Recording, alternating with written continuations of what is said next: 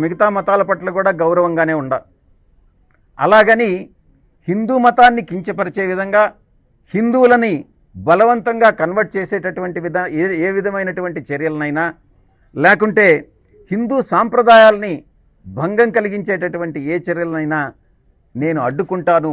అది ఎవరైనా కూడా క్రిటిసైజ్ చేస్తాను అనని నేను అపోజ్ చేస్తానని నేను విన్నవించుకుంటా ఉన్నా. మరొక విషయం కూడా నేను ప్రస్తావిస్తున్నాను. మీరు అనుకోవచ్చు, ఎన్డీఏ భాగస్వామ్య పక్షాలైన ఇది కూటమి ప్రభుత్వంలో బీజేపీ కూడా భాగస్వామే. కేంద్రంలో ఉన్నటువంటి బీజేపీ సంఘ పరివార్ కానీ ఆర్ఎస్ఎస్ కానీ లేకుంటే మిగతా బీజేపీ కానీ గట్టి చర్యలు తీసుకుంటా ఉంటే ఇటువంటి ఇన్సిడెంట్స్ పునరావృతం కాకుండా బీజేపీ కేంద్ర నాయకత్వం సంఘ పరివార్ కేంద్ర నాయకత్వం అహర్నిశాలు పనిచేస్తూ ఉంటే రాష్ట్ర బీజేపీ యూనిట్ నిద్రపోతా ఉంది. ఎందుకు నిద్రపోతా ఉంది? మీ పదవులు కాపాడుకోవడం నిద్రపోతున్నారా?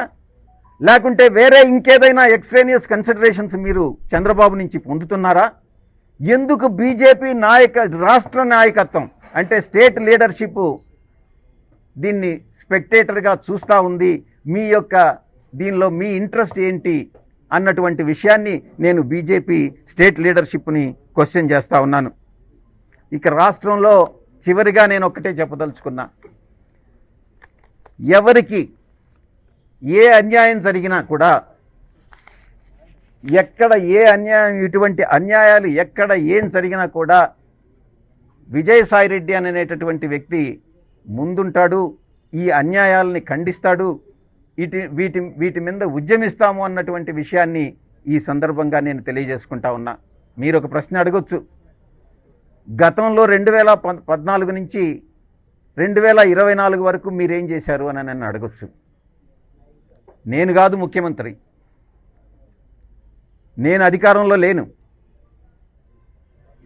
అధికారం అంటూ వస్తే ఇటువంటి సాదిక్ లాంటి వాళ్ళకి యూపీలో ఏ ట్రీట్మెంట్ ఉంటుందో మా ప్రభుత్వంలో కూడా అదే ట్రీట్మెంట్ ఉంటుంది అన్నటువంటి విషయాన్ని నొక్కి నొక్కి ఒక్కాణిస్తా ఉన్నాను.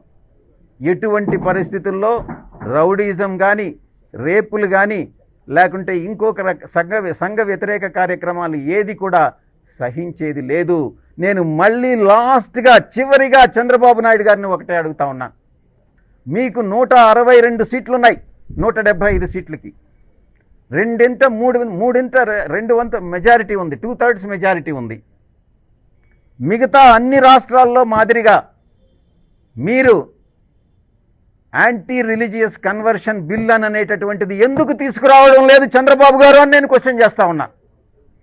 మీకు చిత్తశుద్ధి ఉంటే, మీ కూటమి భాగస్వాములకి చిత్తశుద్ధి ఉంటే, ఇలా సాదిక్ లాంటి వాళ్ళు గ్రూపులు రాష్ట్రంలో ఎన్నున్నాయో తెలియదు.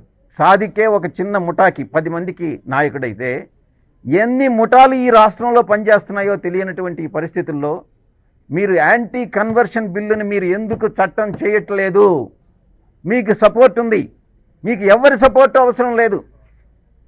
వైఎస్ఆర్ కాంగ్రెస్ పార్టీకి నామినల్గా ఒక 11 ఉన్నాయి, మీరు ఈజీగా ఈరోజు చట్టం చేయొచ్చు.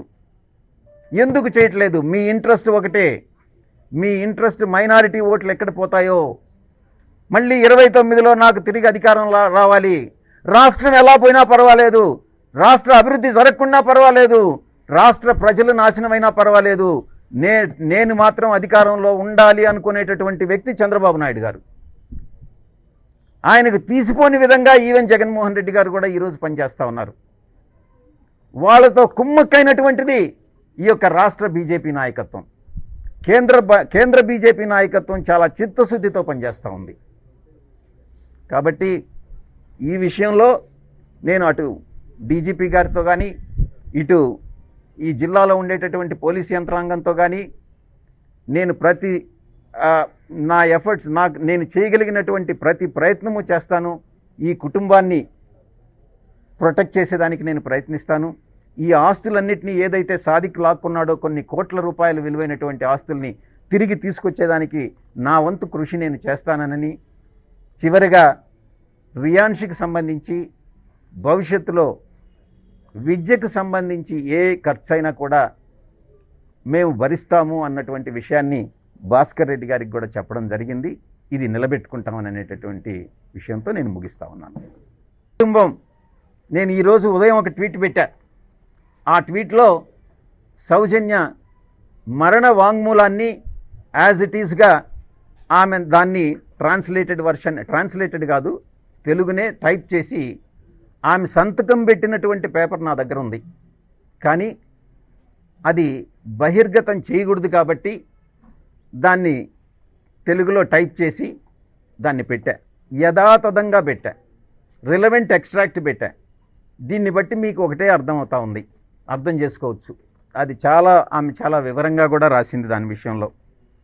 ప్రతి కుటుంబం, ఆంధ్ర రాష్ట్రంలో ప్రతి కుటుంబం, ప్రతి మహిళ, ప్రతి హిందువు ఈ విషయాన్ని సీరియస్గా తీసుకోవాలి అని నేను విన్నవించుకుంటా ఉన్నా.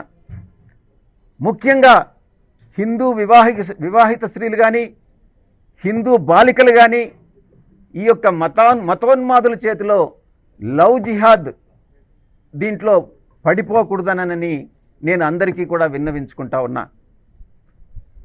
హిందూ మతానికి చెందినటువంటి ప్రతి ఒక్కరు కూడా ఈ విషయంలో జాగరూకత వహించాలి అన్నటువంటిది నేను విజ్ఞప్తి చేస్తూ ఉన్నా. టీడీపీ నేతలు కానీ, వైఎస్ఆర్సీపీ ప్రతిపక్ష నేతలు కానీ వారి వారి స్వార్థ ప్రయోజనాల కోసం నోరు విప్పట్లేదు. ఎందుకు విప్పట్లేదు అది కూడా చెప్తాను నేను. చంద్రబాబు నాయుడు గారికి కాలానుగుణంగా 5 సంవత్సరాలకు ఒకసారి అతను అలయన్స్ పార్టీని అతను ఎన్డీఏకైనా పోగలడు, ఇండీ పార్టీస్కైనా పోగలడు, యూపీఏకైనా పోగలడు, ఎక్కడికైనా పోగలడు. బీజేపీతో జతకట్టగలడు, కాంగ్రెస్తో జతకట్టగలడు. ఎందుకైనా మంచిది. ఈరోజు యాక్షన్ తీసుకుంటే ఇటువంటి ఇన్సిడెంట్స్ మీద మనం కాంగ్రెస్కు దూరం అవుతామేమో, ఎందుకు దూరం కావాలి, మరి ఎప్పుడైనా మళ్ళీ 29లో కాంగ్రెస్ అవసరం రావచ్చు అన్నటువంటి విషయాన్ని దృష్టిలో పెట్టుకొని బాబు గారు ఎటువంటి యాక్షన్కి ముందుకు రావట్లేదు. జగన్ గారి విషయం కూడా అదే. మత మార్పిడులని ఆయన ప్రోత్సహించాడే కానీ కొన్ని వందల చర్చిలు కట్టేదానికి ఆయన సహకరించాడే కానీ ఆయన ఏ రోజు కూడా హిందూ మతాన్ని ప్రోత్సహించడానికి ఆయన సహకరించలేదు అన్నటువంటి విషయాన్ని నేను, అందుకే ఆయన కూడా మళ్ళీ రేపు ఎలాగూ బీజేపీతో జతకట్టలేడు కాబట్టే రేపు కాంగ్రెస్తో అవసరం వస్తుందేమో, ఎందుకు ఇటువంటి విషయాలను లేవనెత్తడం అని ప్రతిపక్షం కూడా ఈరోజు నోరు విప్పనటువంటి పరిస్థితి. దీన్ని హిందువులందరూ ముక్త కంఠంతో దీన్ని ఎదుర్కోవాలి అని నేను వినవించుకుంటా ఉన్నాను. 4వ వారంలో కానీ శ్రావణ మాసంలో శ్రావణ మాసం పాత్రికేయ మిత్రులతో ఈ విషయాన్ని పాలు పంచుకోవడం జరుగుతుంది. అంటే కేంద్రంలో బీజేపీ బాగా పనిచేస్తుంది, రాష్ట్రంలో చేయట్లేదు. మీరేమైనా కేంద్రంతో ఏమన్నా సంబంధం? నాకు ఆ అవసరం లేదు. నాకు రాష్ట్ర ప్రయోజనాలే ముఖ్యం. రాష్ట్రంలో ఎవరు బాగా పనిచేస్తుంటే వాళ్ళు బాగా పనిచేస్తున్నారని చెప్తాను. రాష్ట్రంలో ఎవరు పనిచేయట్లేదో వాళ్ళు పనిచేయట్లేదని చెప్తాను. నాకు ఎవరి మీద ద్వేషం లేదు, శత్రుత్వం లేదు. రాజకీయాల్లో ఒకటే గుర్తుపెట్టుకోవాలి, రాజకీయంగా ప్రత్యర్థులు ఉంటారేమో కానీ రాజకీయంగా శత్రువులు అనేటటువంటి వాళ్ళు ఉండరు. ఎవరికి ఎవరు శత్రువులు కాదు, ప్రత్యర్థులు మాత్రమే. అంటే మీరు గతంలో మరి 10 ఏళ్ళు నేనే చెప్పాను ఆ ప్రశ్న. గతంలో 10 ఏళ్ళు ఏం చేశారని అంటే నేను కాదు కదా సీఎం. గతంలో 10 ఏళ్ళు ఎవరు సీఎంగా ఉన్నారో వాళ్ళని మీరు ప్రశ్నించండి, వాళ్ళ దగ్గర నుంచి జవాబులు సేకరించండి. అంటే నేను ఒక ఎంపీగా ఉన్నాను. ఇప్పుడు ఉండేటటువంటి ఎంపీలకు కూడా అదే రకంగా మిమ్మల్ని మీరు ప్రశ్నిస్తారా? ఎంపీలకు ఎంతవరకు పవర్ ఉంటుంది? ఎంపీ ఏం చేయగలడు రాష్ట్రంలో? బయట ప్రపంచానికి తెలిసేది వేరే, లోపల రీజనల్ పార్టీస్లో జరిగేటటువంటిది వేరే. అవన్నీ బయట చెప్పుకోలేం. చెప్పుకోలేక కుమిలి ఏడవాల్సి వస్తుంది. అది పరిస్థితి. అంటే ఇప్పుడు ప్రతిపక్ష పాత్ర కూడా జగన్ పోషించలేకపోతున్నారు. ప్రభుత్వాన్ని నడిపించలేనటువంటి అసమర్థ ముఖ్యమంత్రి చంద్రబాబు నాయుడు గారు, ప్రతిపక్ష పాత్ర పోషించలేని అసమర్థ ప్రతిపక్ష నాయకుడు జగన్మోహన్ రెడ్డి గారు. ఇంతకన్నా ఏం స్పష్టంగా చెప్పమంటారు? అంటే ప్రతిపక్ష హోదా లేదు కాబట్టి నేను ఇది చేయట్లేదు. ఎవరున్నారు ప్రతిపక్షంలో? ప్రతిపక్ష హోదా ఉందా లేదా అన్నటువంటిది కాదు ముఖ్యం. 11 మంది అయినా 5 మంది అయినా ఒక్కరైనా ప్రతిపక్షం ప్రతిపక్షమే. ఆంధ్ర రాష్ట్ర అసెంబ్లీలో వేరే ప్రతిపక్షం లేదు. Thank you. ఈటీవీ యాప్ ఇందులో short news, live news, entertainment shows, movies, digital magazines తో పాటు మీ జిల్లా వార్తలను కూడా ఫ్రీగా చూడొచ్చు. ఇంకెందుకు ఆలస్యం? వెంటనే హిట్ టీవీ యాప్ ని డౌన్లోడ్ చేసుకుని ఫ్రీగా ఎంటర్టైన్మెంట్ పొందండి. Hit TV app. Hit TV app. Please download hit TV app. Hit TV app ని ఫ్రీగా డౌన్లోడ్ చేసుకుని ఎంజాయ్ చేయండి. మీకు నచ్చిన ఎంటర్టైన్మెంట్ కోసం హిట్ టీవీ యాప్ ని ఫ్రీగా డౌన్లోడ్ చేసుకుని ఎంజాయ్ చేయండి. హిట్ టీవీ యాప్ ని డౌన్లోడ్ చేసుకుని ఆస్వాదించండి, ఆశీర్వదించండి. ఇంతమంది సెలబ్రిటీలు హిట్ టీవీ యాప్ ని డౌన్లోడ్ చేసుకోండి అని చెప్తున్నారంటే ఎంత మంచి యాప్ ఆలోచించండి. అమెరికా అమెరికా అమెరికా అమెరికాలో చదవాలనుకునే వాళ్ళకి విశ్వసనీయమైన పేరు మన శౌర్య కన్సల్టెన్సీ. UK లో 1 year masters.